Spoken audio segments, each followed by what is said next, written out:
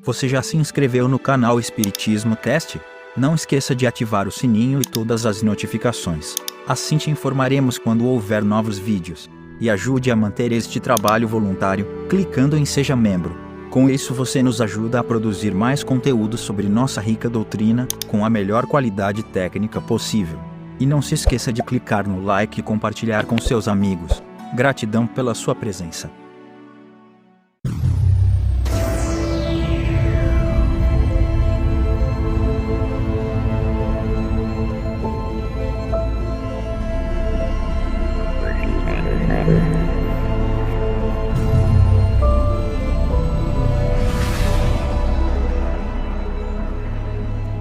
Olá, meu amigo, minha amiga, como é que vocês estão? Sejam bem-vindos a mais um estudo da obra fundamental do Espiritismo, a Gênese, os Milagres ou as Predições, segundo o Espiritismo.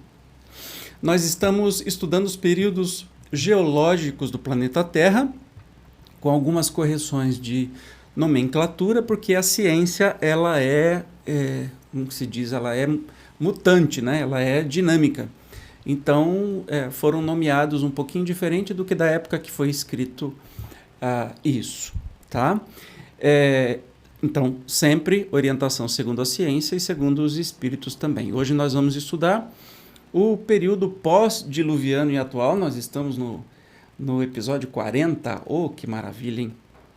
Então, vamos sem demora aí para o texto de hoje, que vamos ver o nascimento do homem. Uma vez restabelecido o equilíbrio na superfície do planeta, prontamente a vida vegetal e animal retomou seu curso. Consolidado, o solo assumiu uma colocação mais estável, o ar, purificado, se tornara apropriado a órgãos mais delicados. O sol, brilhando em todo o seu esplendor através de uma atmosfera límpida, difundia, com a luz, um calor menos sufocante e mais vivificador do que o da fornalha interna. A terra se povoava de animais menos ferozes e mais sociáveis, mais suculentos. Os vegetais proporcionavam alimentação menos grosseira. Tudo, enfim, se achava preparado no planeta para um novo hóspede que o viria a habitar. Apareceu então o homem, último ser da criação. A inteligência desse ser concorreria, dali em diante, para o progresso geral, progredindo ele próprio. Só situando, nós temos aí o homem apareceu, né? Derivando-se de outras espécies, né? Mas é como se assim, o homem não veio do macaco, é que uma espécie ancestral do macaco continuou evoluindo para um lado e do homem começou a evoluir para outro lado e tiveram evoluções diferentes. Antes do Homo sapiens sapiens, né, que somos nós, houve muitos outros Homo alguma coisa. Homo erectus, Homo não sei o quê, eu não sou especialista nisso, mas só para a gente entender que isso não foi assim, puf, o homem, que nem aquele outro Gênese que fala assim, Deus fez um bonequinho de barro e soprou a vida nele, né? Não foi assim que aconteceu, evidentemente. Deus não faz essas truques de mágica. Tudo aconteceu conforme nós temos os registros históricos, os fósseis que estão aí para comprovar, datados, né? Com o processo químico, mais conhecido carbono 14, e estão aí, provando a existência. Então não é uma lenda muito lírica ou onírica que foi escrita que a gente vai acreditar sem contestar. A ciência é isso. Mas continuando. O homem só terá existido na Terra depois do período diluviano, ou terá surgido antes dessa época. Questão esta muito controvertida hoje, mas sua solução, seja qual for, nada mudará no conjunto dos fatos verificados, nem fará que o aparecimento da espécie humana não seja anterior, de muitos milhares de anos. A data que lhe assina a Gênese bíblica. Olha, vamos... tem bichinho voando aqui em cima. Vamos pensar que quando foi escrito, né, este livro, a ciência tinha muito pouco avanço. Né? E que ele fala assim, pode ser que a espécie humana apareceu muitos milhares de anos anteriormente. A gente sabe que exatamente foi isso, né? Então, aí você percebe. Aqui tem uma nota da editora que corresponde atualmente à época do Holoceno, no período quaternário da Era Cenozoica, época atual.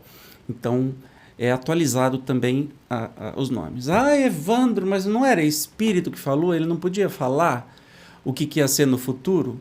Não, espiritismo não é para adivinhar o futuro, até mesmo porque o futuro não é assim adivinhável desse jeito.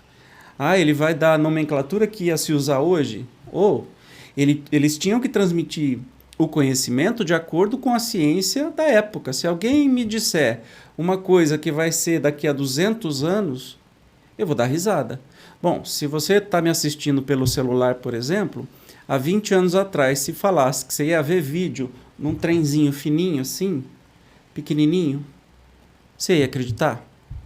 Você ia morrer de rir. A gente tinha telefone com fio em casa, entende? No máximo quando surgiram os celulares, era para falar, ponto e acabou. Né? Não tinha nem internet. A internet é de 96, 97, quando começou a internet comercial. 90. Então, como é que os espíritos iam falar alguma coisa que seria hoje? Né? Ninguém acreditaria. Entendeu? Por que as coisas são assim, né? O que fez se supusesse que o advento dos homens ocorreu posteriormente ao dilúvio foi o fato de se não ter achado vestígio autêntico da sua existência no período anterior. As ossadas descobertas em vários lugares e que geraram a crença na existência de uma raça de gigantes antediluvianos foram reconhecidas como de elefantes. Então, lembrando que isso são as pesquisas da época, né? Continuando. O que está fora de dúvida é que não existia o homem, nem no período primário, nem no de transição, nem no secundário. Não só porque nenhum traço dele se descobriu, como também porque não havia para ele condições de vitalidade. Se o seu aparecimento se deu no terciário, só pode ter sido no fim do período e bem pouco então se há de ele ter multiplicado. Ademais, por haver sido curto, o período antediluviano não determinou mudanças notáveis nas condições atmosféricas, tanto que eram os mesmos os animais, antes e depois dele. Não é, pois, impossível que o aparecimento do homem tenha precedido esse grande cataclismo. Está hoje comprovada a existência do macaco naquela época e recentes descobertas parecem confirmar a do homem. Tá vendo como vai mudando? Como quer que seja, tenha o homem aparecido ou não antes do grande dilúvio universal, o que é certo é que o seu papel humanitário somente no período pós-diluviano começou a esboçar-se. Pode-se, portanto, considerar caracterizado pela sua presença esse período. Aqui, como eu estou dizendo, né? Vem as informações nas notas de rodapé. Olha lá, ó. O homem antediluviano, por Boucher de Petres, os instrumentos de pedra, idem, discurso sobre as revoluções do globo. É o que pede para se ver, né? O antediluviano, ou seja, ele surgiu antes. Atualmente se sabe que a existência da espécie humana remonta a 3 milhões de anos, o que corresponde ao Plioceno, última época do período terciário. É uma atualização que em nada vai deixar esta tentativa de explicação, né? Lembrando que quando foi escrita a Gênese, ela foi escrita para se contrapor àquela Gênese do Adão, da Eva, que tiveram Caim e Abel, um matou o outro, foi para longe e constituiu família com quem? Né? E então, aqui trazia os conhecimentos que eram da época, entende?